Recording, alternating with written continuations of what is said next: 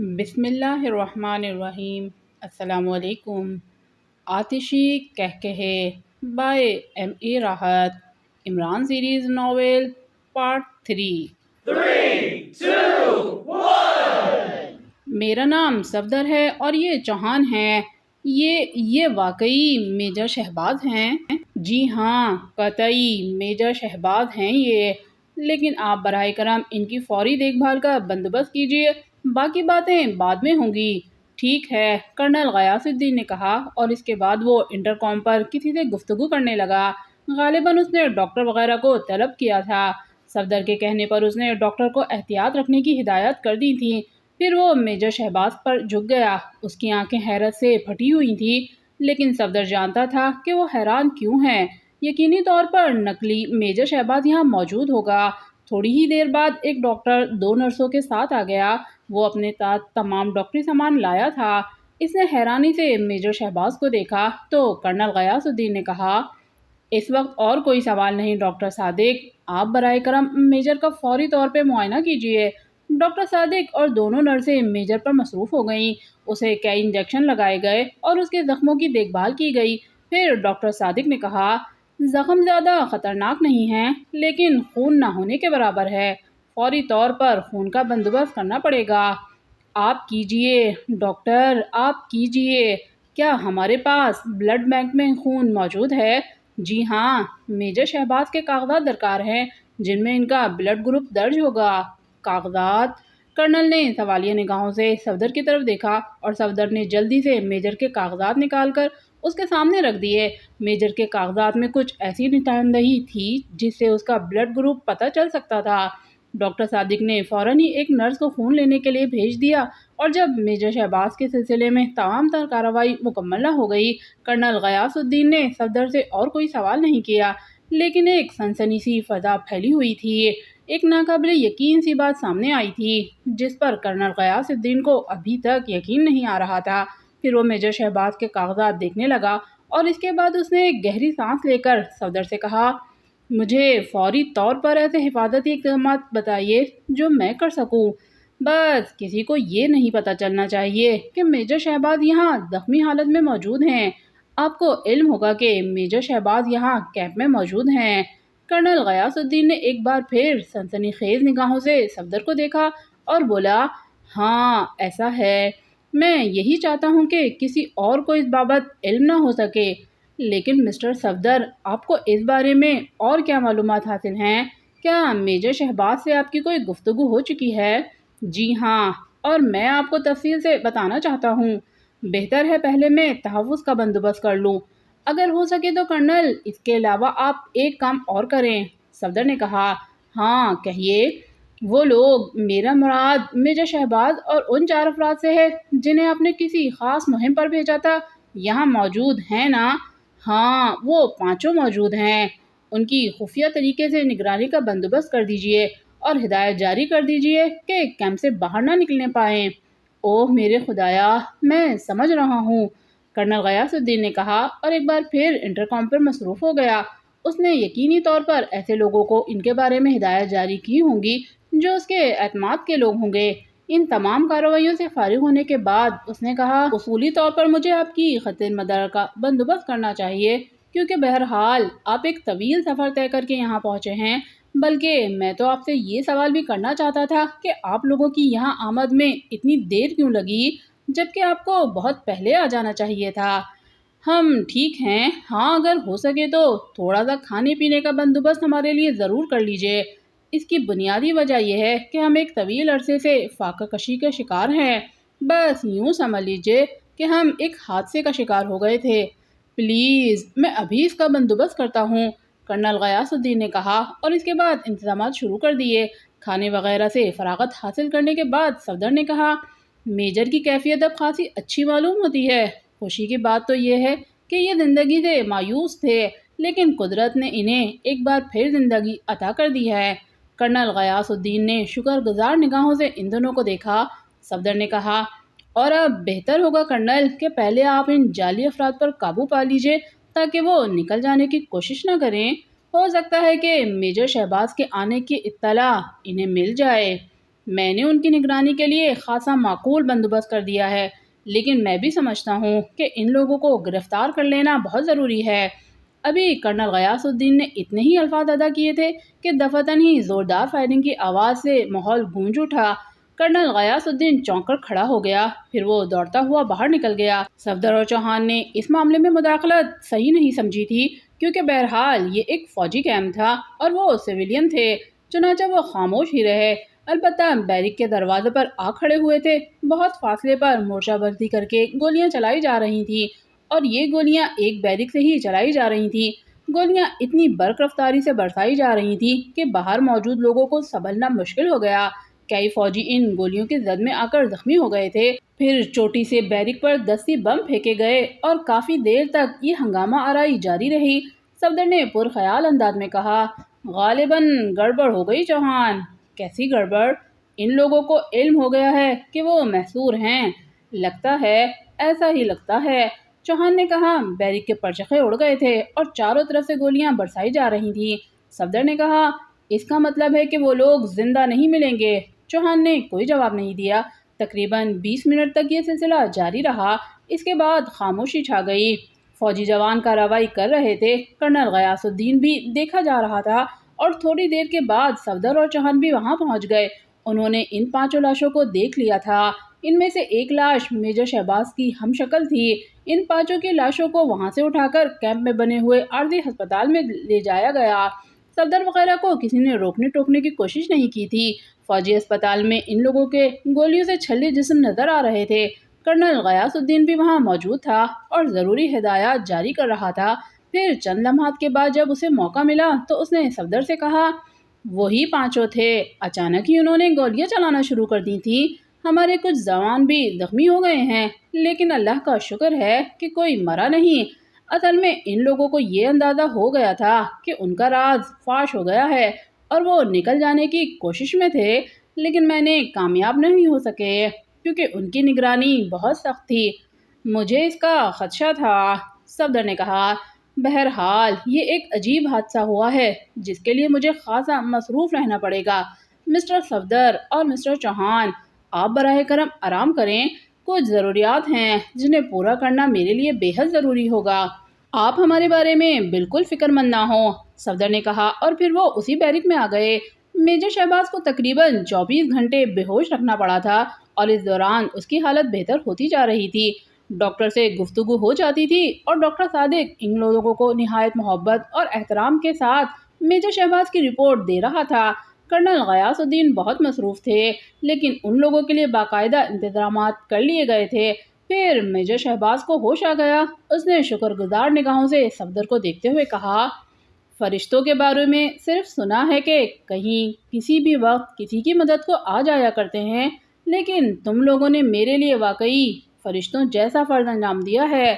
ایک محب وطن کی زندگی بچا کر ہم محسوس کرتے ہیں کہ ہم نے اپنی تمام تر زندگی کا مقصد پا لیا، صفدر نے کہا۔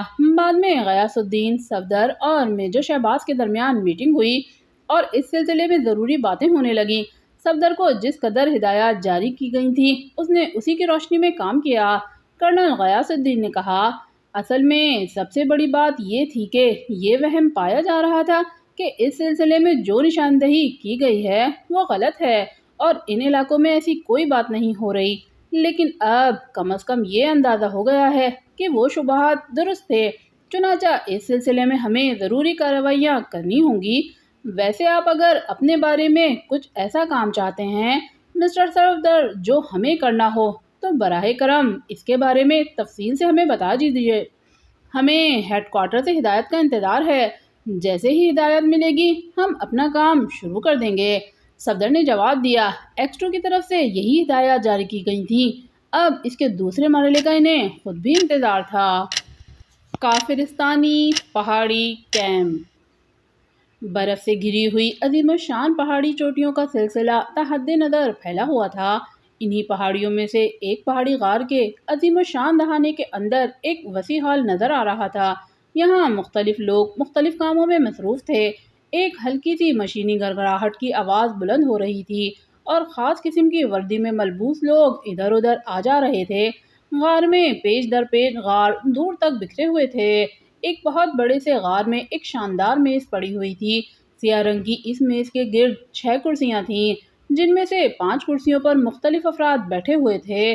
ان میں سے ایک کے سامنے بہت ہی جدید قسم کا بڑے سائز کا ٹرانسمیٹر رکھا ہوا تھا، جو کئی لائنوں سے منسلک معلوم ہوتا تھا۔ غار کے اندرونی دروازے سے ایک شخص اندر داخل ہوا اور وہ پانچوں احترام کے انداز میں اٹھ کھڑے ہو گئے۔ آنے والا بھاری بھرکم شخصیت کا مالک تھا اور چہرے سے ہی بہت شاطر آدمی نظر آ رہا تھا۔ ان لوگوں کے قریب پہنچا، اس کے چہرے پر فکرمندی کے آثار تھے۔ جب وہ کرسی پر بیٹھا تو وہ پانچوں افراد بھی بیٹھ گئے۔ کوئی اور رپورٹ؟ اس نے سوال کیا۔ نہیں چیف، کوئی خاص نہیں ہے۔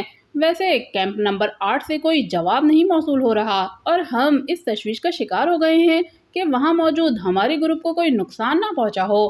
چیف کے چہرے پر عجیب سے اثرات نمایاں ہو گئے۔ تھوڑی دیر سوچتے رہنے کے بعد اس نے کہا، اور میں محسوس کر رہا ہوں کہ اس وقت کچھ ایسی انوکھی سرگرمیاں دیکھنے میں آ رہی ہیں جو سمجھ میں نہیں آتی، اور ابھی تک ہم ان کے بارے میں معلومات حاصل کرنے میں ناکام رہے ہیں۔ کیا کہیں ایسا تو نہیں کہ پاکیشا کی حکومت نے یہاں کے حالات سے کچھ واقف ہو کے کارروائیاں شروع کر دی ہوں؟ چیف، اس کا امکان تو بالکل نہیں ہے، ان میں سے ایک نے کہا۔ بیکار باتیں کر رہے ہو، ہمیشہ ہر امکان کو نگاہوں کے سامنے رکھا کرو۔ یس سر، وہی شخص جلدی سے بولا۔ کیمپ نمبر 8 کے سلسلے میں مجھے پریشانی ہے۔ کوئی ایسا ذریعہ تلاش کیا جانا چاہیے جس سے ہمیں یہ پتہ چل سکے کہ وہاں ہمارے ساتھیوں پر کیا گزری۔ چیف، 24 گھنٹے کا ٹائم مقرر کیا گیا ہے، اس کے بعد ہم ان کوششوں کا آغاز کر دیں گے۔ ٹھیک ہے، نئے پروگرام کے بارے میں کیا رہا؟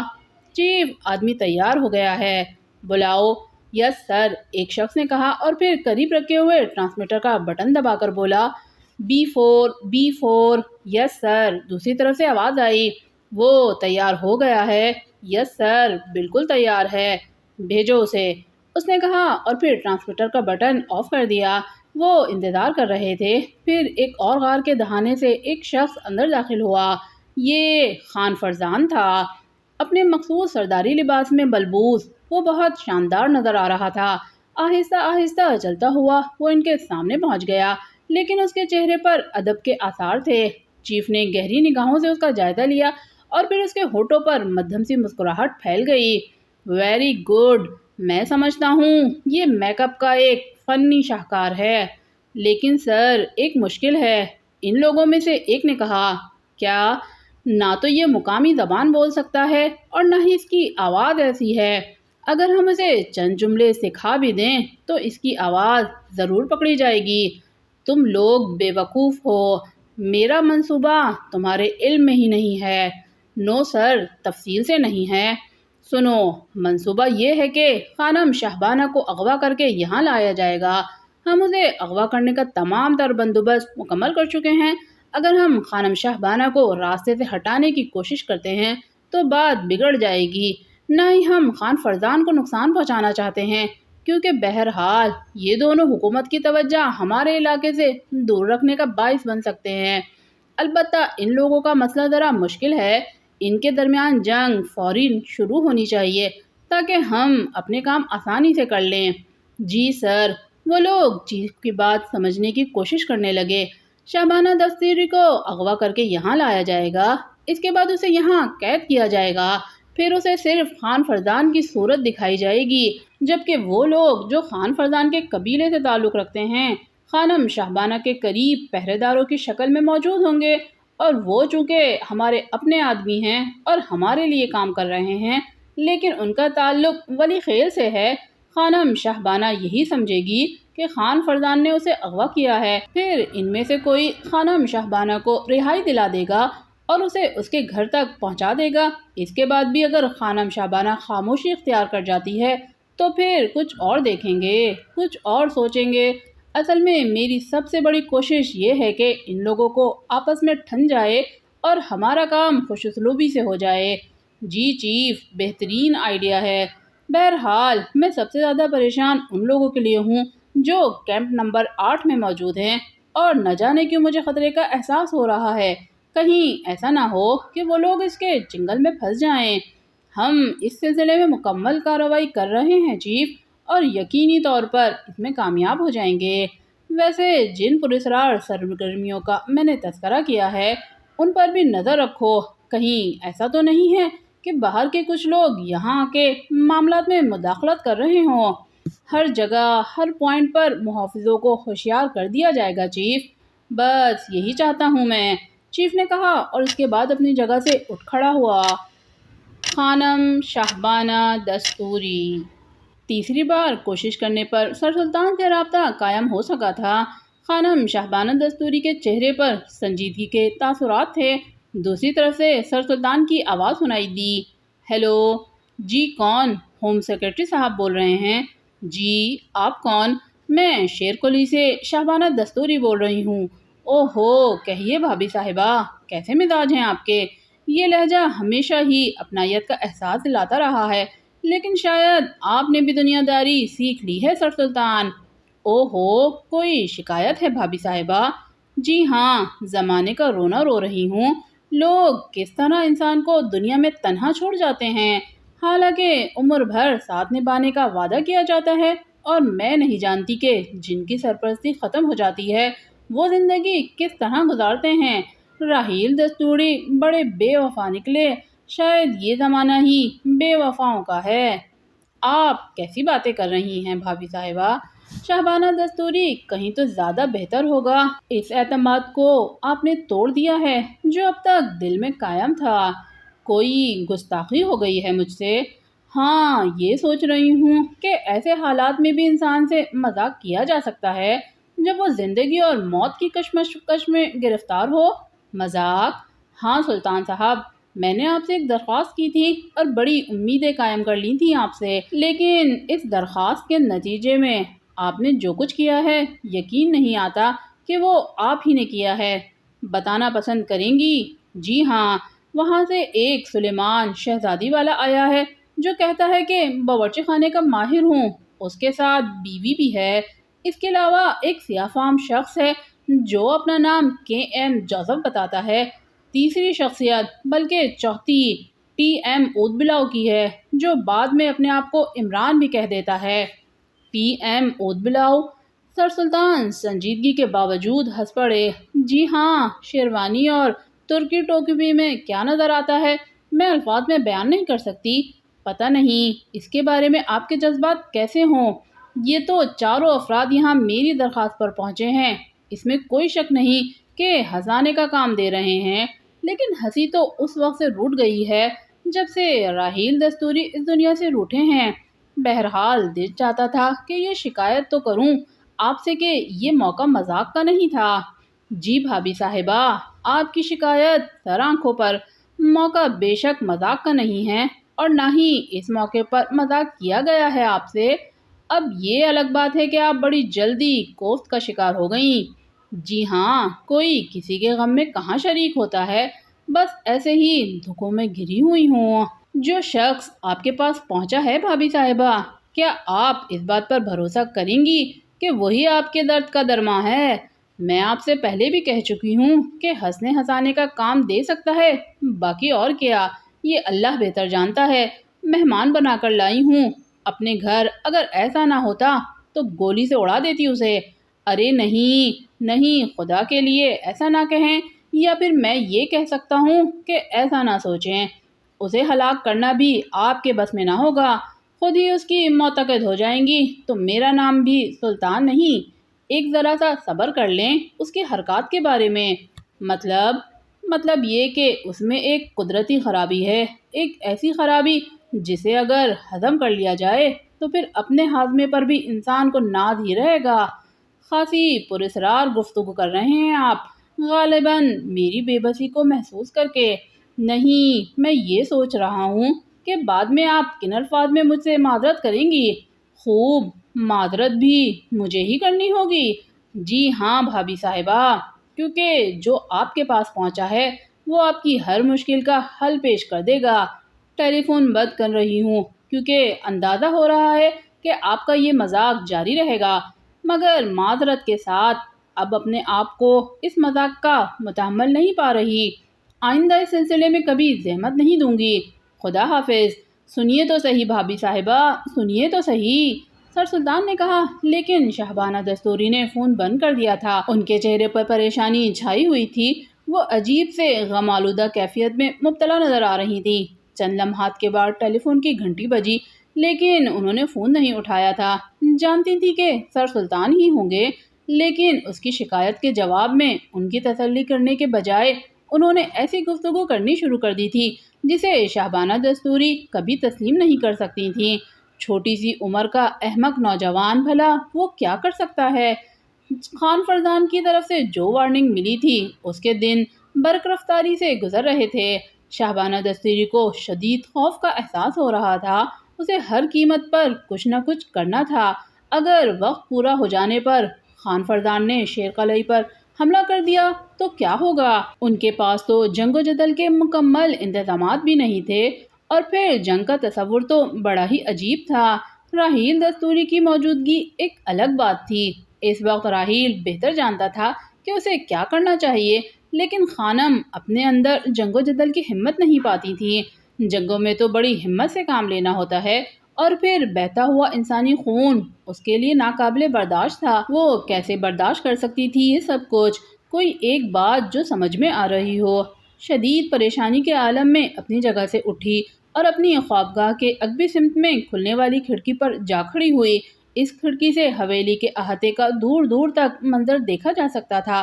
خانم خاموش ہو کر آسمان میں بکھرے ہوئے لاتعداد ستاروں کو گھورنے لگی، جن میں کہیں راحیل دستوری کا وجود بھی ہوگا۔ نہ جانے کب تک وہ خیالات میں ڈوبی رہی، اور پھر تاروں کی چھاؤں میں اسے کچھ نظر آیا۔ پہلے تو وہ اسے اپنا وہم سمجھی تھی، لیکن پھر اس کی آنکھیں ان سایوں پر جم گئیں جو حویلی کی چار دیواری کود کر اندر آ رہے تھے۔ خانم کی آنکھیں حیرت سے پھیل گئیں۔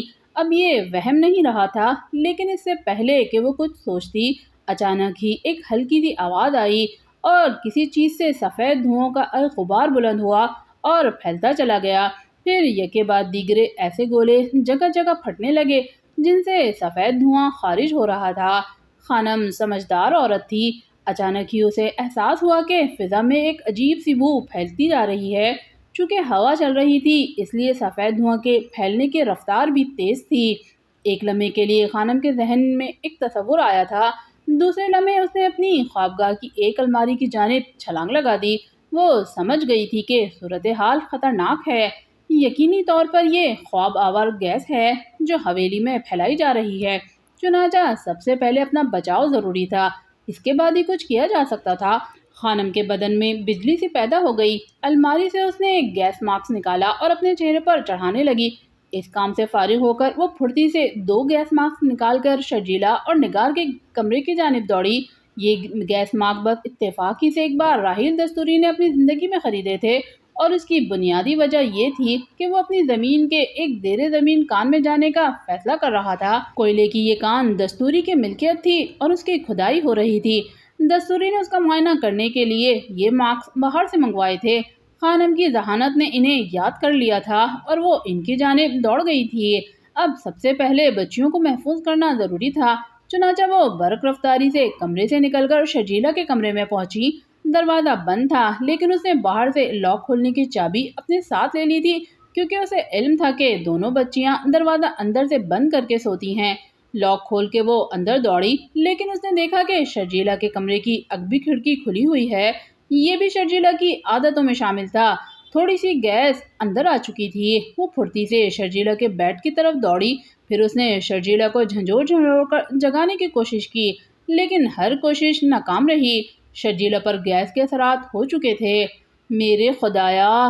خانم کے منہ سے نکلا، اور اس کے بعد وہ وہاں سے نکل کر نگار کے کمرے کی جانب دوڑی۔ لیکن صورتحال شرجیلا کے کمرے سے مختلف نہیں تھی۔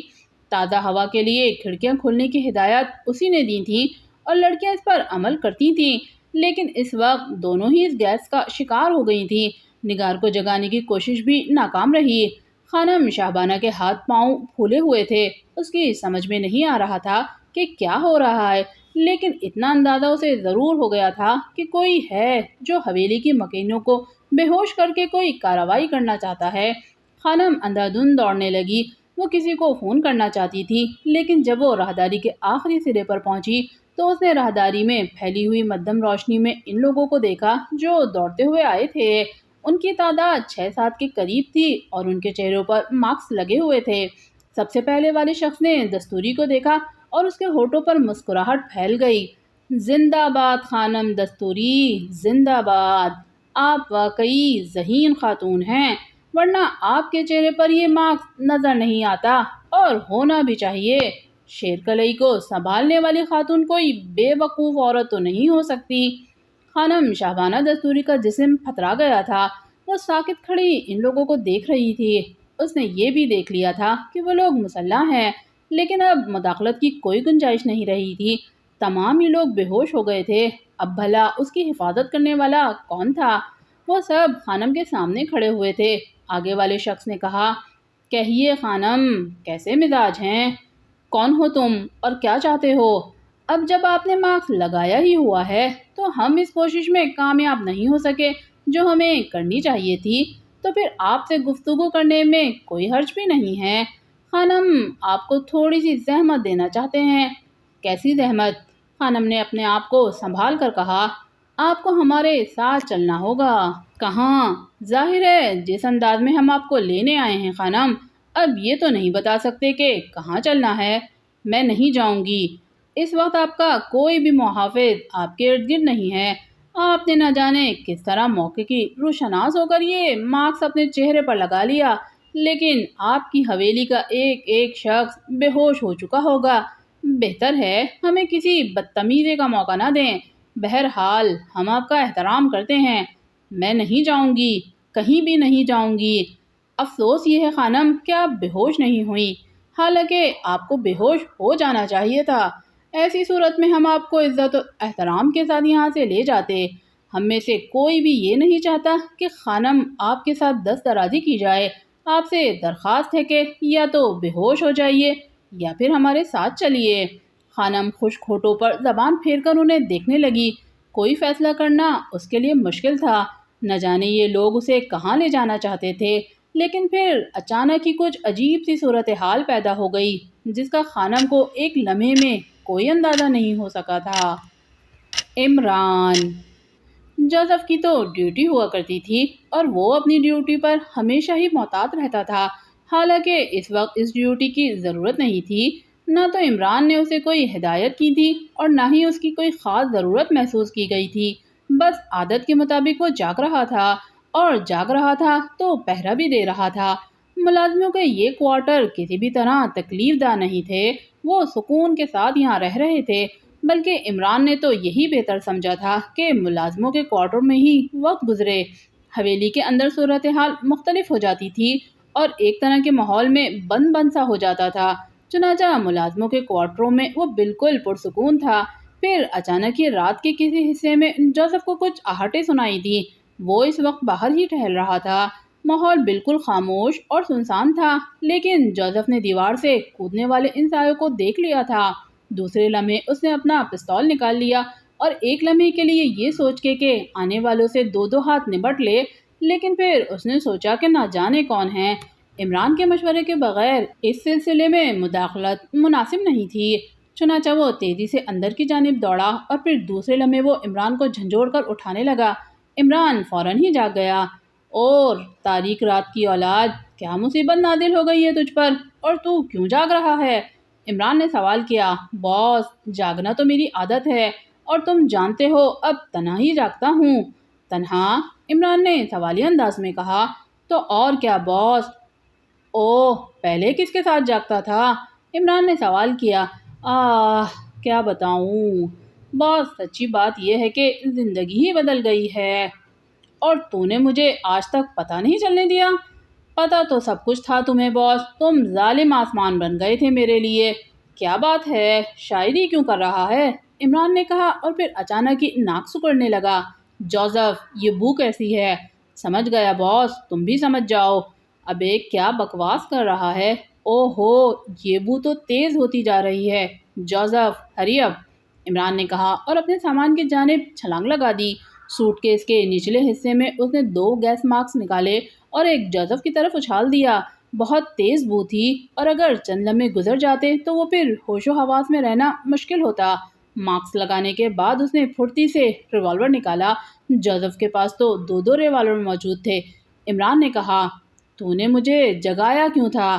باس، کچھ سائے احاطے کی دیوار کود کر نیچے آ رہے ہیں اور تو شاعری کر رہا تھا۔ آغاز تو تم نے کیا تھا باس، تیرا انجام بھی میں ہی نہ کروں؟ ابے دیکھ تو صحیح کیا ہے باہر، ہوشیار رہنا۔ اوکے باس، جوزف نے کہا اور باہر کی جانب دوڑا۔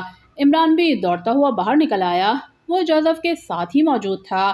باہر آ کر اس نے جو ہوش ربا منظر دیکھا تھا اسے دیکھ کر اس کی آنکھیں حیرت سے پھیل گئیں۔ جگہ جگہ دھوئیں نے حویلی کے ہر ذی روح کو سلا دیا تھا، لیکن یہ سب کچھ جوزف سائے کے بارے میں پہلے ہی بتا چکا تھا۔ عمران کو اندازہ ہو گیا تھا کہ کوئی گہری سازش زیر عمل ہے، اور اب اس کے علاوہ اور کچھ نہیں سوچا جا سکتا تھا کہ خانم خطرے میں ہے۔ یقینی طور پر خانم خطرے میں ہے۔ خانم کو اس خطرے سے بچانا ہے، لیکن کس طرح؟ اور پھر عمران جوزف کے ساتھ دوڑتا ہوا مہندی کی اس باڑ کے قریب پہنچ گیا جو حویلی کے ایک مخصوص حصے تک جاتی تھی۔ یہ اندازہ نہیں ہو سکتا تھا کہ کتنے افراد یہاں پھیلے ہوئے ہیں، لیکن پھر بھی احتیاط ضروری تھی۔ جوزف بھی اس وقت آتش بنا ہوا تھا۔ عمران کو اس پر مکمل اعتماد تھا۔ ایسے موقع کے لیے اس نے جوزف کی بہترین تربیت کر دی تھی۔ چنانچہ وہ مہندی کی باڑ میں چھپتے چھپاتے حویلی کے دروازے تک پہنچ گئے اور یہاں سے دوڑ لگا کر حویلی کے صدر دروازے تک۔ صدر دروازہ کھلا ہوا ملا تھا۔ اس بھاگ دوڑ میں انہیں کچھ اور لوگ بھی نظر آئے تھے۔ عمران کو اندازہ ہو گیا تھا کہ یہ لوگ بھی گیس ماسک لگائے ہوئے ہیں اور یقینی طور پر ان لوگوں میں سے ہیں جنہوں نے یہ عمل کیا ہے، لیکن اندھا دھند فائرنگ کرنا انہیں وقت سے پہلے ہوشیار کر دینے کے مترادف تھا۔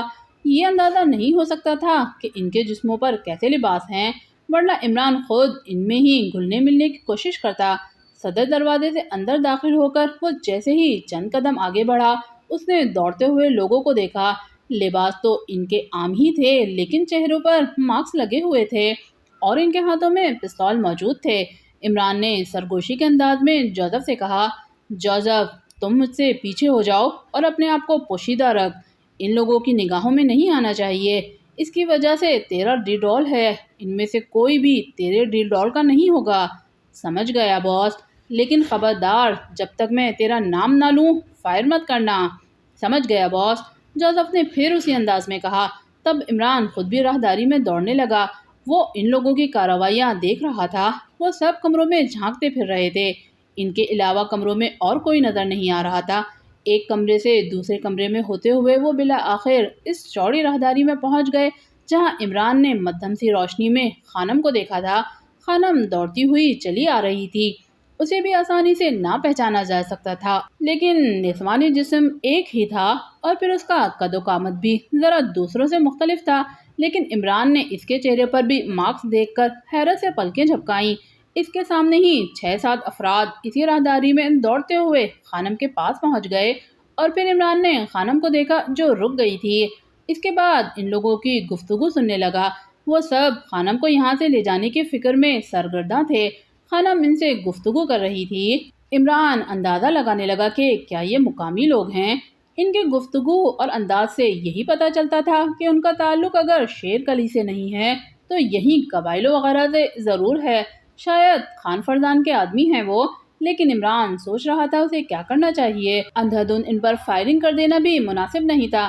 پھر اس نے خانم کے الفاظ سنے، سنو تم لوگ جو کوئی بھی ہو، میں اس طرح تمہارے ساتھ نہیں جاؤں گی۔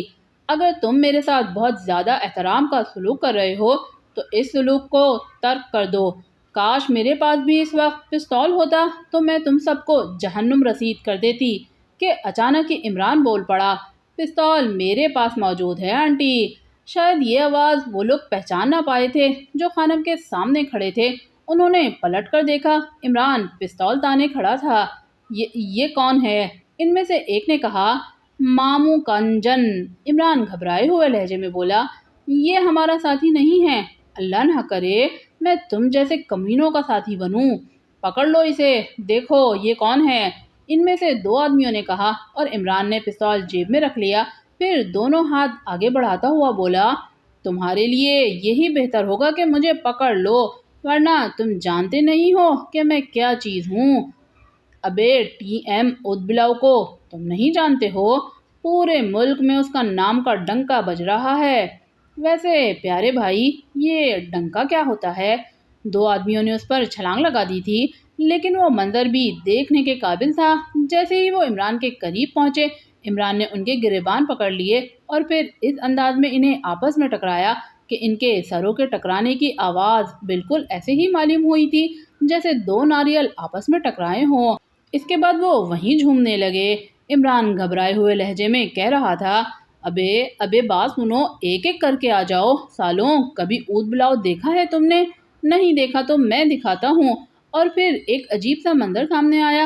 عمران ان کے سروں پر اچھل اچھل کر پیچھے جا رہا تھا اور اس طرح جاتا جا رہا تھا کہ یقین نہ آئے، کسی مشینی عمل سے بھی زیادہ اس قدر وزنی چیز اتنی برق رفتاری سے فضا میں گردش نہیں کر سکتی تھی جتنی برق رفتاری سے عمران ان کے سروں پر سے گزرتا ہوا ان کے عقب میں جا رہا تھا۔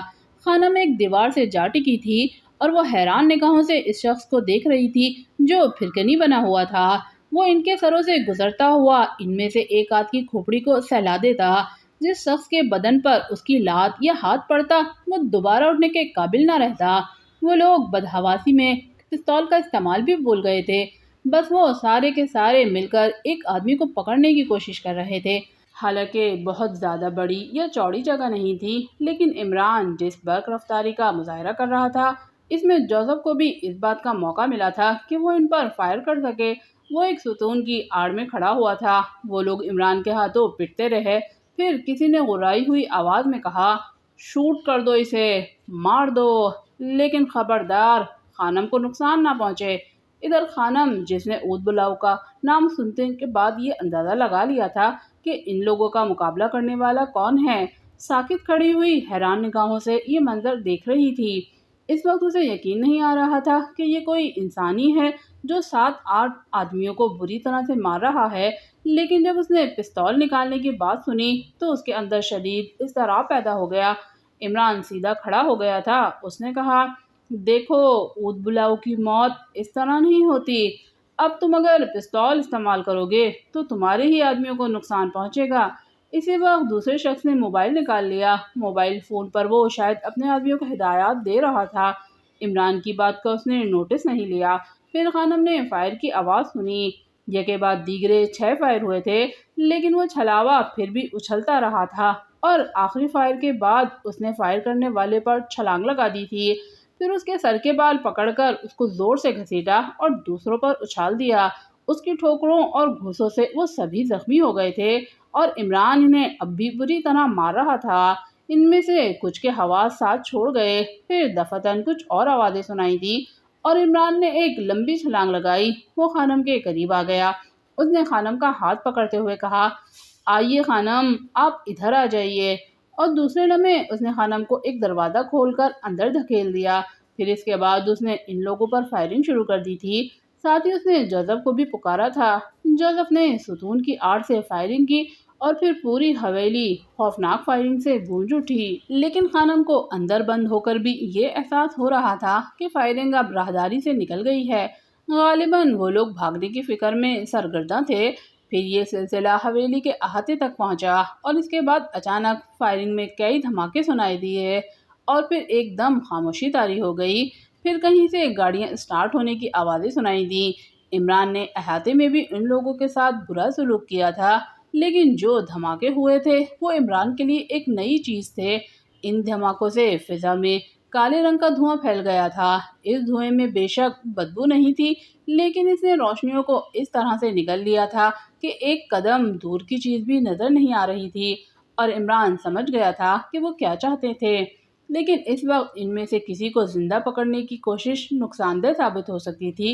حالانکہ عمران چاہتا تھا کہ ان میں سے کوئی بھی زندہ ہاتھ آ جائے، لیکن گہرے کالے دھوئیں کی وجہ سے خود اسے بھی خطرہ پیش آ سکتا تھا۔ چنانچہ وہ ایک جگہ ساکت ہو کر خاموشی اختیار کر گیا۔ پھر تمام آوازیں ختم ہو گئیں۔ عمران اپنی جگہ کھڑا سنگن لے رہا تھا۔ پھر اس نے اندر کی جانب چھلانگ لگا دی اور برق رفتاری سے دوڑتا ہوا راہداری کی طرف بڑھنے لگا۔ اسے خانم کی فکر تھی، لیکن اب جوزف خانم کے قریب موجود تھا اور اس نے بدستور ماسک لگائی ہوئی تھی۔ خانم اس سے باتیں کر رہی تھی۔ پھر جوزف کی مدد سے خانم نے اپنی دونوں بیٹیوں کو اپنے کمرے میں منتقل کیا۔ عمران نے جوزف سے کہا، کلو میاں، سارے پنکھے چلا دو، دروازے اور کھڑکیاں بھی کھول دو تاکہ گیس باہر نکل جائے۔ جوزف عمران کے حکم کی تعمیل کرنے لگا۔ خانم دونوں لڑکیوں کے لیے سخت پریشان تھی۔ عمران نے اسے دیکھتے ہوئے کہا، نہیں آنٹی، آپ پریشان نہ ہوں، صرف خواب آور گیس تھی، ابھی نکل جائے گی۔ پوری حویلی کے لوگ بے ہوش ہو گئے ہوں گے۔ انشاءاللہ، عمران نے جواب دیا اور خانم چونک کر اسے دیکھنے لگی، پھر آہستہ سے مسکرا دی، لیکن وہ کچھ بولی نہیں تھی۔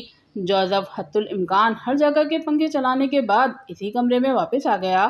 اس نے کہا، یوں لگتا ہے جیسے وہ اپنے بے ہوش ساتھیوں کو بھی اٹھا کر لے گئے ہوں۔ عمران یا خانم نے کوئی جواب نہیں دیا تھا۔ پھر آہستہ آہستہ یہ احساس ہونے لگا کہ اب گیس کے اثرات کم از کم اندرونی عمارت سے ختم ہو گئے ہیں۔ عمران نے ماسک اتار دیا، جوزف نے بھی ایسا ہی کیا، اور ان دونوں کے بعد خانم نے بھی اپنا ماسک اتار دیا۔ یہ حیرانی کی بات ہے آنٹی کہ آپ کے پاس بھی ماسک موجود تھا۔ ہاں بس تھا۔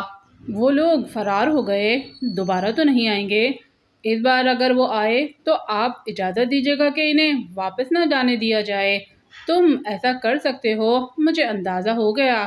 خانم نے عمران کو دیکھتے ہوئے کہا، ارے شکر ادا کیجیے اس پراسرار روح کا جو کبھی کبھی مجھ پر مسلط ہو جاتی ہے۔ روح؟ خانم نے چونک کر اسے دیکھا، تو اور کیا، کالے سرکنڈوں میں رہنے والی پراسرار روح۔ ابے کلو بھائی، بتاتے کیوں نہیں؟ دل دہلانے والی باتیں نہ کرو باس، سرکنڈوں کی روح کا تذکرہ کر کے تم میری حالت خراب کر دیتے ہو۔ جوزف لرز کے بولا، لعنت ہے تجھ پر 60 فٹ کے کلو بھائی، اگر میرا قد و قامت تیرے برابر ہوتا تو نہ جانے میں کیا کر دکھاتا۔ تم مجھے بے وقوف کیوں بنا رہے ہو؟ خانم محبت بھرے لہجے میں بولی، توبہ توبہ آنٹی، معاف کیجیے گا خانم، تمہارے منہ سے آنٹی کہنا مجھے بہت اچھا لگا، مجھے آنٹی ہی کہو۔ جی بہتر، تو میں کیا کہہ رہا تھا؟ کچھ نہیں کہہ رہے تھے تم، بس اور کچھ نہ کہو، غلطی مجھ سے ہی ہوئی تھی، مجھے خواہ مخواہ سر سلطان کے سامنے شرمندہ ہونا پڑے گا۔ جی؟ عمران چونک کر بولا، مگر غلطی تمہاری تھی، خواہ مخواہ بنے ہوئے تھے۔ کلو میاں کیا کہتے ہو اس بارے میں؟ عمران نے جوزف کی طرف دیکھ کر کہا، صرف ایک بات کہنا چاہتا ہوں باس۔ ہاں کہو، مجھے واپسی کی اجازت دے دو۔ کہاں دارالحکومت واپس جاؤ گے؟ تمہیں چھوڑ کر مرنے میں مجھے افسوس ہوگا۔ تو پھر میں اپنے کوارٹر میں جانا چاہتا ہوں۔ نہیں، اب تم کوارٹر میں نہیں جاؤ گے، خانم نے کہا۔ کیوں آنٹی؟ عمران آنکھ پھاڑ کر بولا، بس مجھے شرمندہ مت کرو، مجھے اپنی غلطی کا احساس ہو گیا ہے۔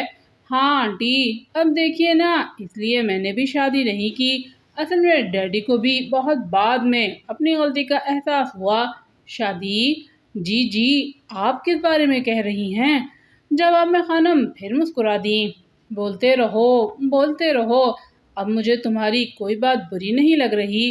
حالانکہ سچ بات ہے کہ کچھ وقت پہلے میں شدید ذہنی انتشار کے عالم میں تھی، لیکن اب مجھے یہ احساس ہو رہا ہے کہ غلطی میری ہی تھی، مگر خیر قصور تمہارا بھی نہیں، تمہاری عمر ہی شرارتوں کی ہے۔ کیا سمجھتی ہیں آپ میری عمر کو؟ پورے 72 سال 14 مہینے اور 8 دن کا ہوں۔ ہاں وہ تو تمہاری صورت دیکھ کر ہی اندازہ ہو رہا ہے، مگر یہ لڑکیاں، نہیں سونے دیجیے انہیں، اب یہ بے ہوشی کی منزل سے نکل آ رہی ہیں اور سو رہی ہیں۔ تم آخر کیا چیز ہو؟ ٹی ایم اود بلاؤ، سچ مچ اود بلاؤ ہی ہو، کیا حشر کر دیا تم نے ان لوگوں کا۔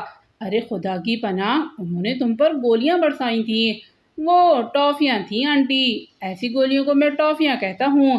ضرور کہتے ہوگے، واقعی ضرور کہتے ہوگے، لیکن تمہارا عہدہ کیا ہے؟ چپراسی ہوں، عمران نے فوراً جواب دیا۔ پتہ ہے مجھے، کچھ نہیں بتاؤ گے، تم خفیہ والے ایسے ہی ہوتے ہو۔ خفیہ والے؟ ابے جوزف، اب تو بھی خفیہ ہو گیا، 60 فٹ کا آدمی خفیہ کیسے ہو سکتا ہے آنٹی؟ بولتے رہو، یقین کرو مجھے تمہارا بولنا بھی اچھا لگ رہا ہے۔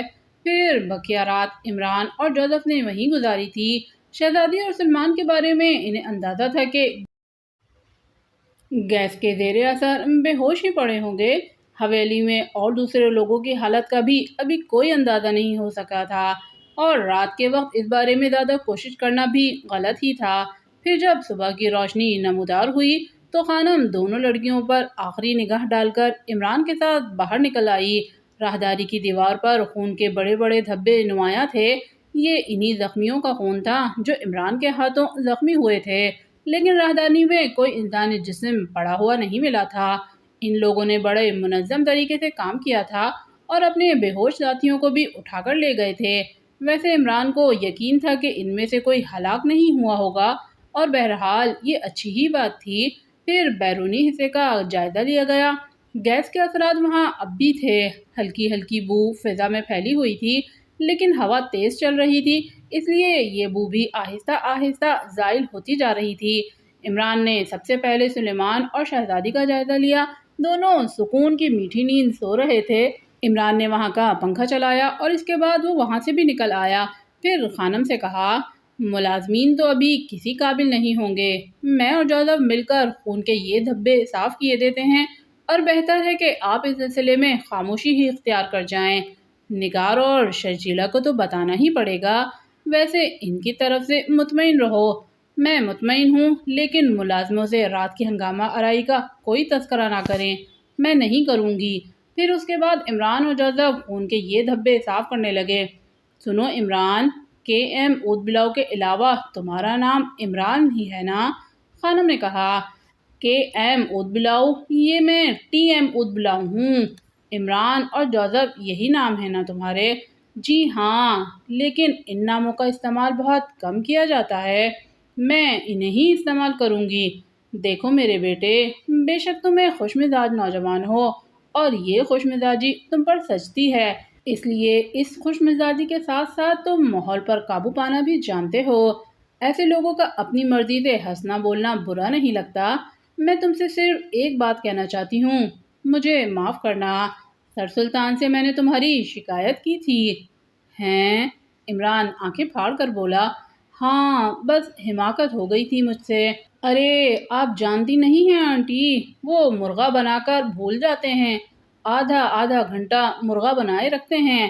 نہیں، جھوٹ بول رہے ہو، تم خود نہ جانے کسے کسے مرغا بنانے کی صلاحیت رکھتے ہو۔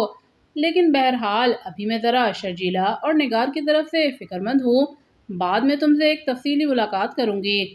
ہم تو آپ کے خدمت میں حاضر ہیں آنٹی۔ ویسے ایک بات آپ سے عرض کرنی ہے۔ کیا؟ ہمیں سروینٹ کوارٹر میں ہی رہنے دیں، وہ جگہ ہمارے لیے انتہائی موزوں ہے۔ اب دیکھیے نا، اگر ہم حویلی میں ہوتے تو ہم بھی اتنا ہی غافل ہو چکے ہوتے، اور اس کے بعد آپ کے ان کے قبضے میں ہوتی۔ خانم کسی سوچ میں ڈوب گئیں، پھر آہستہ سے کہا، اگر تم اپنی مرضی اور ضرورت کے تحت وہاں رہنا چاہتے ہو تو ٹھیک ہے، میں اعتراض نہیں کروں گی۔ پلیز میں ذرا بچیوں کو دیکھ لوں۔ خانم اپنے کمرے کی جانب بڑھ گئیں اور عمران اور جوزف سرونٹ کوارٹر کی طرف چل پڑے۔ صفدر اور چوہان کیمپ نمبر 8 میں بدستور موجود تھے۔ یہاں انہیں جو کارروائی کرنی تھی اور جس کی انہیں ہدایات کی گئی تھیں وہ اسے بخوبی سر انجام دے رہے تھے۔ ایکس 2 کی طرف سے ہدایت تھی کہ وہ بذات خود اس سے ٹرانسمیٹر پر رابطہ قائم نہ کریں، لیکن یہ مشکل بھی حل ہو گئی تھی۔ اس وقت صفدر بیرک میں تھا، چوہان بھی اس کے قریب ہی موجود تھا۔ جب ٹرانسمیٹر پر اشارہ موصول ہوا تھا، صفدر نے جلدی سے ٹرانسمیٹر آن کر دیا تو ایکس 2 کی مخصوص آواز ابھری۔ ایکس 2، یس سر، صفدر اسپیکنگ۔ ہاں صفدر، کیا رپورٹ ہے؟ سر بڑے مشکل سے مراحل گزر رہے ہیں، رپورٹ پیش کرو۔ دوسری طرف سے آواز آئی اور صفدر اپنے اوپر گزرنے والی داستان سنانے لگا تھا۔ دوسری طرف مکمل خاموشی طاری رہی تھی۔ صفدر نے کیمپ نمبر 8 تک پہنچنے کی کہانی، میجر شہباز کا حادثہ، کرنل غیاث الدین کا تعاون، ساری تفصیلات ایکس 2 کو بتائی تھیں۔ کارروائی اطمینان بخش ہے صفدر، ایکس 2 کی آواز سنائی دی۔ سر لیکن نہیں، مجھے اندازہ تھا کہ صورتحال ایسی ہی شکل اختیار کرے گی۔ سر ایک بہت اہم بات معلوم کرنا چاہتا ہوں۔ ہاں بولو۔ کیا سیکرٹ سروس کی ٹیم کے دوسرے افراد بھی یہیں اسی علاقے میں موجود ہیں؟ نہیں صفدر، میں نے اپنے پروگرام کے مطابق انہیں روک دیا ہے۔ اس وقت یہاں زیادہ رش لگانے کا مطلب یہ تھا کہ جو لوگ بھی یہاں اس علاقے میں مجرمانہ کارروائیاں کر رہے ہیں وہ ہوشیار نہ ہو جائیں۔ ابھی ان لوگوں کو دھوکے میں ہی رہنے دو۔ ویسے میجر شہباز کے بارے میں تمہارا کیا خیال ہے؟ سر ابھی مکمل حواس میں نہیں ہیں، ویسے اس کی حالت کافی بہتر ہے۔ ابھی کرنل غیاث الدین نے ڈاکٹر کے مشورے سے اس سے معلومات بھی حاصل نہیں کی ہیں۔ ٹھیک ہے، اگر اس سلسلے میں کوئی بھی اہم معلومات حاصل ہوں تو مجھے ان کے بارے میں اطلاع دینا۔ بہت بہتر جناب۔ چوہان ٹھیک ہے؟ جی اب بالکل ٹھیک ہے، لیکن ایک سوال اور۔ ہاں پوچھو۔ کیا ہمیں ابھی کیمپ میں ہی رہنا ہوئے؟ ہاں، میجر شہباز سے ذرا تفصیلات مزید معلوم کر لو، اس کے بعد میں تم سے رابطہ قائم کروں گا اور تمہیں نئی ہدایات دوں گا۔ بہتر جناب، صدر نے کہا، اور اس کے بعد رسمی گفتگو کر کے دوسری جانب سے سلسلہ منقطع ہو گیا۔ صدر گہری گہری سانسیں لینے لگا۔ کام سست روی سے جاری تھا۔ ابتدا میں جو تیز رفتاری ہوئی تھی وہ اب یہاں کیمپ میں آنے کے بعد کسی حد تک کم ہو گئی تھی، لیکن بہرحال ایکس 2 کی جانب سے ہونے والی گفتگو تسلی بخش تھی، اور صفدر کا بہرحال یہی خیال تھا کہ ایکس 2 اس کی کارکردگی سے مطمئن ہے، اور اب وہ خود بھی مطمئن ہو گیا تھا۔ ادھر میجر شہباز بڑی تیزی سے صحتیاب ہو رہا تھا۔ فوجی چھاونی تھی، زیادہ لوگوں سے راہ و رسم کی اجازت نہیں تھی، لیکن میجر شہباز سے وہ جب دل چاہے مل سکتے تھے۔ میجر شہباز کو ان کے بارے میں تمام تفصیلات معلوم ہو چکی تھیں، اور جب اسے ان کے سامنا ہوتا تو ان کی آنکھوں میں تشکر کے جذبات ابھر آتے تھے۔ پھر کرنل غیاث الدین نے میجر شہباز کے ساتھ مل کر گفتگو کرتے ہوئے کہا، میجر شہباز نے کچھ ایسی خفیہ رپورٹیں دی ہیں جن پر آپ سے گفتگو کر لینا ضروری سمجھتا ہوں مسٹر صفدر۔ جی کرنل، فرمائیے۔ میجر شہباز آپ کو جو کچھ بتانا چاہتے ہیں بے دھڑک کہیں۔ میجر شہباز نے صفدر کو دیکھتے ہوئے کہا، آپ میرے محسن ہیں مسٹر صفدر، لیکن معذرت خواہ ہوں کہ ملکی ذمہ داریاں اور ملکی راز جب تک کہ میرے اعلیٰ افسران کی اجازت نہ ہو کسی دوسرے کو نہیں دے سکتا تھا۔ اصل میں میرے مشن کے سلسلے میں کچھ ایسی باتیں میرے علم میں آئی تھیں جو بڑی حیثیت کی حامل ہیں، اور شاید میرے 4 ساتھیوں کی موت اور میرے بارے میں ان لوگوں کی غلط فہمی کہ میں مر چکا ہوں اسی سلسلے کی ایک کڑی ہے۔ صفدر خاموشی سے میجر شہباز کو دیکھتا رہا۔ پھر میجر شہباز نے کہا، اب چونکہ میرے اعلیٰ افسر نے مجھے اجازت دی ہے کہ میں اس سلسلے میں آپ کو تفصیلات بتا دوں، کیونکہ یہ بات میرے علم میں بھی آ چکی ہے کہ آپ دارالحکومت سے تشریف لائے ہیں اور اسی سلسلے میں کام کر رہے ہیں، چنانچہ ایک بہت ہی معمولی سی رپورٹ میں آپ کو پیش کرنا چاہتا ہوں۔ اگر آپ یہ سمجھتے ہیں کہ وہ رپورٹ مجھے دینا مناسب ہے تو مجھے خوشی ہوگی۔ صفدر نے جواب دیا، میں کسی خاص چیز کی تلاش میں نہیں نکلا تھا، لیکن اتنا جانتا تھا کہ ان پہاڑوں میں جو کارروائیاں ہو رہی ہیں ان کے بارے میں وزارت داخلہ سے اور وزارت دفاع سے ہم لوگوں کو ہدایات ملی تھیں۔ ان کے سلسلے میں ہم اہم معلومات میں انتہائی اضافہ کر رہے تھے، چنانچہ میں اپنے طور پر کوشش کر رہا تھا۔ ہم لوگوں نے اس علاقے کو مختلف سیکٹر میں تقسیم کر رکھا ہے اور ہم انہیں انہی کے ناموں سے یاد کرتے ہیں، چنانچہ میں صحیح وضاحت سے تو نہیں کہہ سکوں گا، لیکن یہ سمجھ لیجئے کہ ہمارا سیکٹر نمبر 4 ایک دور دراز علاقے میں ہے، اور وہ جگہ ایسی ہے جہاں بلند و بالا عظیم الشان پہاڑی ٹیلے بکھرے ہوئے ہیں۔ ان پہاڑی ٹیلوں کے دوسری جانب ایک تیز اور تندرو دریا بہتا ہے جو اس قدر خوفناک ہے کہ اسے عبور کرنے کا تصور بھی مشکل کیا جا سکتا ہے۔ اس کے دوسری جانب کافرستان کی سرحدیں شروع ہو جاتی ہیں، لیکن یہ دریا ہمارے درمیان سرحد بندی کا کام کرتا ہے۔ ادھر کوئی خاص توجہ نہیں دی جاتی، لیکن یہ بھی ایک حقیقت ہے کہ وہ جگہ ناقابل عبور ہے۔ میں اور میرے ساتھی اسی طرف جا نکلے تھے، لیکن ہم نے وہاں کچھ پراسرار کارروائیاں محسوس کیں۔ ہمیں گاڑیوں کے ٹائروں کے نشانات بھی ملے اور کچھ سائے بھی نظر آئے ہیں، لیکن ہم ان کے بارے میں تفصیلات معلوم کرنے کے لیے وہاں رک گئے تھے۔ ہم پر آگ کی بارش شروع ہو گئی اور اس کے بعد ہمیں وہاں سے بھاگنا پڑا۔ بس پھر بعد کی صورتحال آپ کے علم میں ہے، کس طرح میرے 4 ساتھی مارے گئے اور میں شدید زخمی ہو گیا، اور وہ لوگ مجھے بھی مردہ سمجھ کر وہیں چھوڑ گئے تھے، ورنہ شاید میری زندگی بھی ممکن نہ ہوتی۔ وہ لوگ اصل میں ان پہاڑوں پر ہونے والی کارروائیوں کو چھپانا چاہتے تھے۔ سیکٹر نمبر 4 کے بارے میں مجھے کچھ تفصیلات معلوم ہو سکتی ہیں؟ صفدر نے سوال کیا۔ جی ہاں، آپ کو ان کا نقشہ بنا کر دیا جا سکتا ہے۔ میجر شہباز، کیا آپ یہ کام کر سکتے ہیں؟ یقیناً کر سکتا ہوں، اور کیونکہ کرنل صاحب کی طرف سے اس کی اجازت بھی ہے، تو پھر براہ کرم آپ مجھے اس کے بارے میں آگاہ کر دیجیے۔ اور پھر نہ جانے کتنی دیر تک صفدر چوہان، کرنل غیاث الدین اور میجر شہباز کی میٹنگ ہوتی رہی۔ ساری تفصیلات معلوم کرنے کے بعد اسی رات صفدر نے X2 کو اپنے ٹرانسمیٹر پر کال کی۔ کافرستانی کیمپ۔ ناقابل عبور راستوں پر پہاڑی سلسلے میں بنے ہوئے عظیم الشان غار کے اس صاف و شفاف ہال میں اس وقت بہت سے افراد جمع تھے۔ یہ وہ زخمی افراد تھے جو شیر قلعہ میں خانم شعبانہ دستوری کی حویلی میں شدید زخمی ہوئے تھے۔ ان کے جسموں پر پٹیاں کسی ہوئی تھیں۔ ڈاکٹر نے انہیں بھرپور مدد دی تھی۔ خاص قسم کی کرسیوں پر انہیں اس ہال میں بٹھایا گیا تھا کیونکہ انہیں باس کے سامنے پیش ہونا تھا۔ ایک میز رکھی ہوئی تھی جس پر کچھ چیزیں نظر آ رہی تھیں، لیکن یہ اندازہ نہیں ہو رہا تھا کہ وہ کیا ہیں۔ تین افراد تین کرسیوں پر میز سے تقریباً 4 فٹ کے فاصلے پر دائرے کی شکل میں بیٹھے ہوئے تھے۔ پچھلے دروازے سے باس اندر داخل ہوا۔ وہ آہستہ قدموں سے چلتا ہوا میز کی جانب بڑھ رہا تھا۔ وہ 6 افراد کھڑے ہو گئے تھے جو تھوڑی دیر قبل کرسیوں پر بیٹھے ہوئے تھے۔ زخمیوں نے بھی کھڑے ہونے کی کوشش کی، لیکن باس نے ہاتھ اٹھا کر نرم لہجے میں کہا، نہیں، آپ لوگ زخمی ہیں، براہ کرم آپ بیٹھے رہیے۔ وہ لوگ بیٹھ گئے۔ باس اپنی کرسی پر آ کر بیٹھ گیا۔ وہ ہمدردی کی نظروں سے ان سب کو دیکھ رہا تھا جو زخمی ہو گئے تھے۔ چند لمحات خاموشی رہی، پھر باس نے کہا، اس مشن میں ہمارے کتنے آدمی ہلاک ہوئے؟ 4 باس، 4 آدمی ہلاک ہو چکے ہیں۔ ان کی لاشیں ٹھکانے لگا دی گئیں؟ یس باس۔ ہاں، میں جانتا ہوں یہ ہماری مجبوری ہے۔ ظاہر ہے ہمارے لیے ان لاشوں کو کافرستان پہنچانا ناممکن نہیں تھا۔ یہ ایک اہم مسئلہ ہوتا، لیکن بہرحال میں ان کے لیے غمزدہ ہوں۔ باس چند لمحوں کے لیے خاموش ہوا، پھر اس نے کہا، اس مشن کا انچارج کون ہے؟ میں ہوں باس، ایک زخمی نے گردن خم کر کے کہا۔ میں یہ معلوم کرنا چاہتا ہوں مسٹر انچارج کہ آپ لوگ اپنی اس کوشش میں ناکام کیسے ہوئے؟ باس، سارے کام بڑی کامیابی کے ساتھ کیے گئے تھے۔ حویلی میں خواب آور گیس کے بم پھینکے گئے تھے۔ آپ کو خود اندازہ ہے کہ یہ بم کس قدر طاقتور ہیں۔ آن کی آن میں اپنی رینج میں آنے والے ہر شخص کو بے ہوش کر دینے کی قوت رکھتے ہیں۔ یقیناً، ظاہر ہے، باس نے کہا۔ ہم نے وہ بم حویلی میں پھینک دیے اور اس کے بعد اندر داخل ہو گئے۔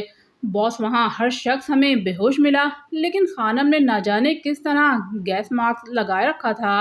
یہ نہ جانے کس طرح کا لفظ ہے، میری سمجھ میں نہیں آیا مسٹر انچارج۔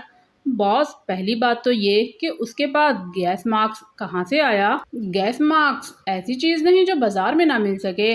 وہ تو ٹھیک ہے باس، لیکن سوال یہ پیدا ہوتا ہے کہ خانم کو اس کا احساس کیسے ہو گیا کہ گیس استعمال کی جا رہی ہے؟ میرے خیال میں بات کا جواب مجھے دینا چاہیے، باس نے نرم لہجے میں کہا۔ نہیں باس، میرا مطلب یہ نہیں تھا۔ تو جو مطلب ہے مسٹر انچارج وہ بیان کیجیے۔ باس، یہ بات میری سمجھ میں بالکل نہیں آئی، تو پھر میں آپ کو کیسے سمجھاؤں؟ نہیں باس، میں صرف آپ سے یہ کہہ رہا ہوں کہ… جی کہیے۔ باس، یہ معمہ حل نہیں ہو سکا۔ چلیے پھر آگے چلتے ہیں یہاں سے۔ تو پھر اس کے بعد کیا ہوا؟ ہم نے خانم کو قبضے میں کر لیا تھا باس، لیکن پھر وہ 2 افراد اور بھی تھے، وہ بھی ماسک لگائے ہوئے تھے۔ اوہ ہو، اس کا مطلب ہے کہ وہاں لوگ آپ کے استقبال کے لیے پوری طرح تیار تھے۔ باس، مجھے شبہ ہے کہ کہیں سے مخبری ہوئی ہے۔ مسٹر انچارج، آپ نے اس مشن کی ذمہ داری قبول کی تھی؟ جی ہاں، مگر مجھے کالی بھیڑوں کا علم نہیں تھا۔ کالی بھیڑ کون ہو سکتا ہے؟ آپ بتائیے۔ باس، اس آدمی کو بھی ہمارے اس مشن کا پتہ نہیں تھا جو وہاں حویلی میں ہمارا مخبر ہے۔ وہ بھی یقیناً بے ہوش ہو گیا ہوگا۔ ہاں، اصل پوائنٹ یہی ہے کہ وہ شخص کون ہے اور آپ لوگوں سے کس طرح اسے کام کے لیے تیار کیا۔ باس، وہ 100% ہمارا آدمی ہے، ہر چیز کی رپورٹ ہمیں دیتا رہا ہے۔ خانم کی حویلی میں وہ کئی سال سے کام کر رہا ہے، لیکن معقول رقم کے بدلے وہ ہمارے ساتھ کام کرنے پر آمادہ ہو گیا ہے۔ ویسے ہم اس شخص کو الزام اس لیے نہیں دے سکتے کیونکہ اسے تو اس مشن کا پتہ ہی نہیں تھا۔ چلیے خیر، آگے بڑھتے ہیں۔ یعنی 2 افراد ایسے تھے جنہوں نے آپ کے اس کام میں مداخلت کی۔ ہم لوگ تقریباً خانم پر قابو پانے میں کامیاب ہو گئے تھے کہ وہ دونوں ٹپک پڑے۔ ٹھیک، اس کے بعد؟ اس کے بعد باس ہمارے درمیان لڑائی ہوئی، مگر باس ان میں سے ایک انسان معلوم ہی نہیں ہوتا تھا، مجھے تو وہ کوئی بھوت پریت لگتا تھا۔ کیا حویلی میں بھوت پریت بھی رہتے ہیں؟ باس کچھ نہیں کہا جا سکتا، کاش آپ ایک نگاہ اس کا انداز جنگ دیکھتے۔ دشمن کی تعریف کرنا کیا اچھی بات ہے مسٹر انچارج، اور ہمیں 4 انسانوں کی زندگیوں کا نقصان اٹھانا پڑا ہے، اس کے بارے میں آپ کیا کہتے ہیں؟ باس کچھ نہیں کہہ سکتا، بس یوں سمجھ لیجئے مجھے اپنی ناکامی پر شدید افسوس ہے۔ ہمیں بھی افسوس ہے، آپ کو معلوم ہے کہ ہم نے کتنا اہم پلان تیار کیا تھا۔ خانم اغوا ہو کر یہاں آتی، یہ بات ظاہر کی جاتی کہ اسے خان فردان نے اغوا کیا ہے، خان فردان کی صورت اسے دکھائی جاتی، اس کے لیے ہمارے میک اپ آرٹسٹوں نے ایک شاندار خان فردان تیار کیا ہے، لیکن آپ لوگوں کی نااہلی نے سارا پلان چوپٹ کر دیا۔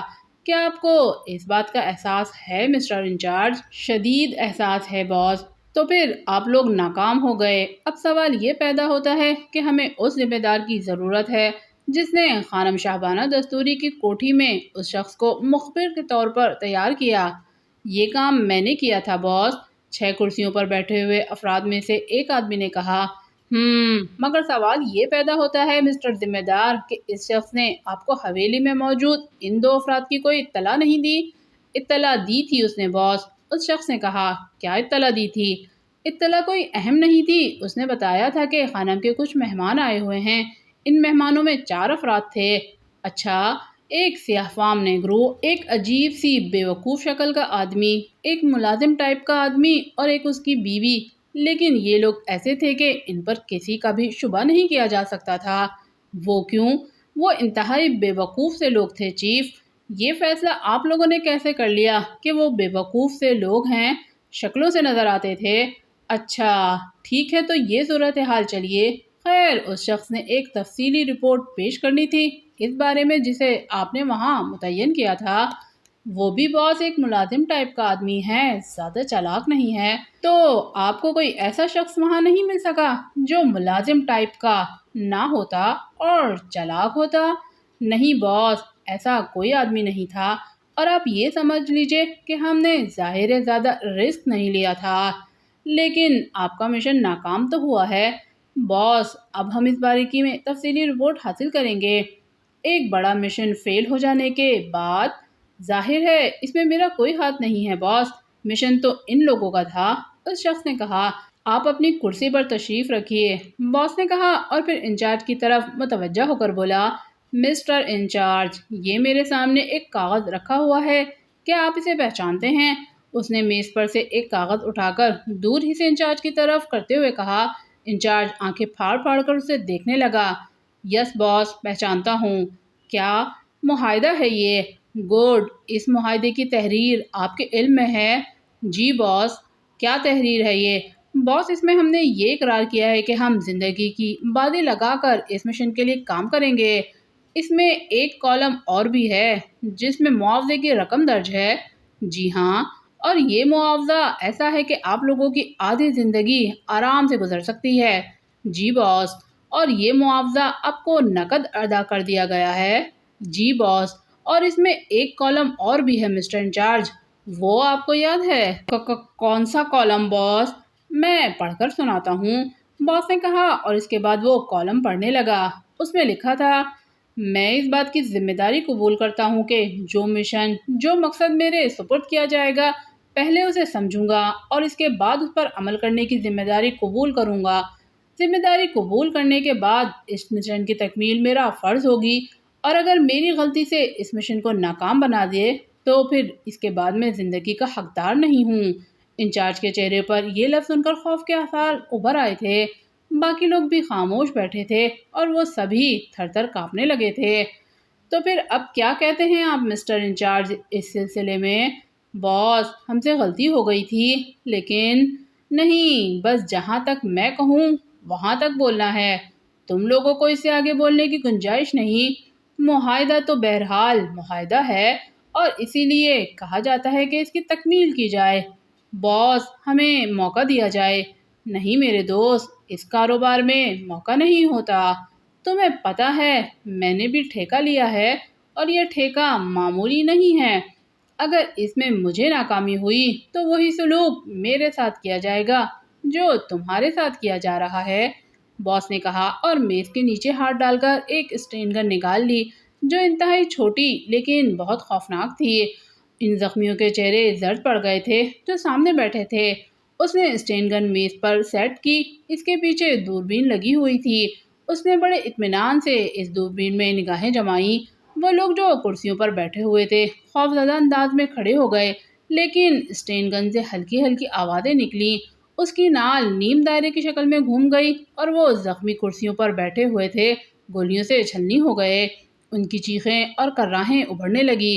لمحوں کے اندر ان سب کے جسم زمین پر پڑے تڑپ رہے تھے، زندگی کا آخری سفر مکمل کرنے کے لیے، اور باس کے چہرے پر اطمینان کے آثار تھے۔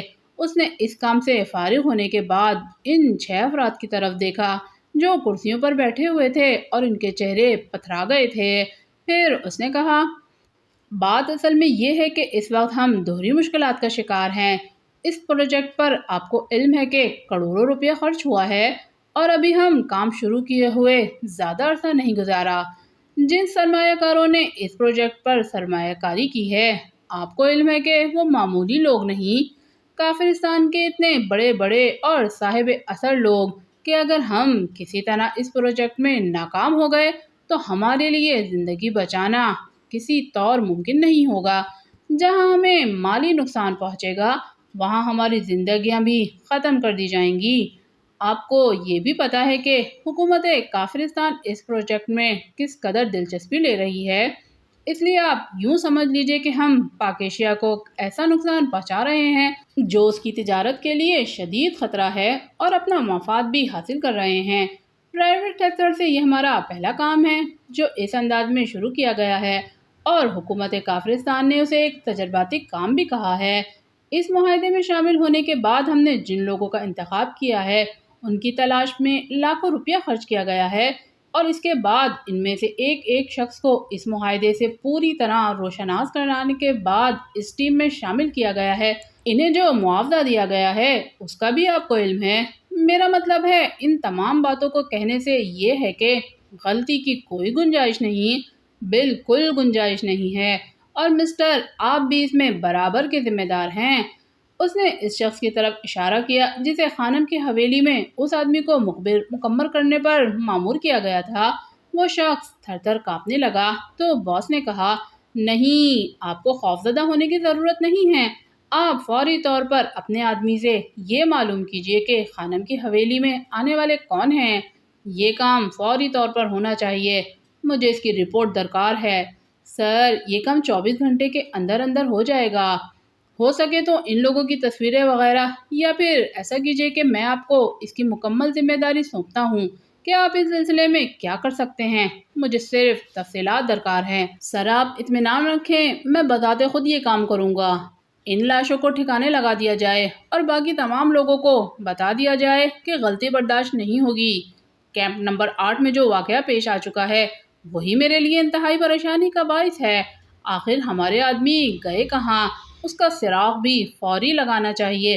اب میں اس سلسلے میں آپ لوگوں کو ذرا بھی وقت نہیں دے سکتا۔ باس اپنی جگہ سے اٹھا اور آہستہ آہستہ قدموں سے چلتا ہوا غار کے اندرونی دروازے میں داخل ہو گیا۔ ایک شدید سنسنی کی کیفیت ہر شخص پر طاری تھی۔ غار کا ماحول انتہائی بھیانک لگ رہا تھا۔ پھر وہ 6 افراد بھی اپنی جگہ سے کھڑے ہو گئے۔ انہوں نے ایک دوسرے کی صورت دیکھی اور ان میں سے ایک نے کہا، ان لاشوں کو ٹھکانے لگانے کا بندوبست کیا جائے۔ اس کی آواز میں غراہٹ تھی۔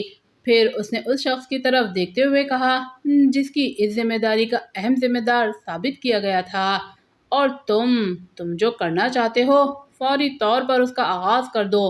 باس بالکل ٹھیک کہتا ہے۔ آخر ہم ایک ذمہ داری قبول کر کے یہاں تک پہنچے ہیں۔ اگر ہم اپنی ذمہ داریوں کو ہی صحیح طور پر پورا نہیں کر سکے تو پھر سچی بات ہے کہ ہم اپنی زندگی کا دعویٰ بھی نہیں کر سکتے۔ میں انتہائی کوشش کر کے یہ معلومات حاصل کرتا ہوں، بلکہ اس سلسلے میں کچھ اور بھی کارروائی کروں گا۔ مجھے 4 آدمی دے دیے جائیں۔ ان کی زندگی کے لیے آپ کو اعتراف نامہ داخل کرنا ہوگا۔ میں اعتراف نامہ داخل کرنے کے لیے تیار ہوں، لیکن بہرحال جو لوگ مجھے دیے جائیں ان کی ذمہ داری میں پوری طرح سے قبول کروں گا اور اپنی پسند کے لوگوں کا انتخاب کروں گا۔ میں آپ کو اجازت دیتا ہوں۔ دوسرے آدمی نے کہا۔ یہ غالباً افرادی قوت کا ذمہ دار تھا۔ پھر ان لاشوں کو غار سے اٹھوا کر فرش صاف کیا جانے لگا اور وہ سب لرزتے قدموں سے غار کے بڑے دہانے سے باہر نکل گئے۔ عمران سیریز کا ناول آتشی قہقہے ابھی جاری ہے۔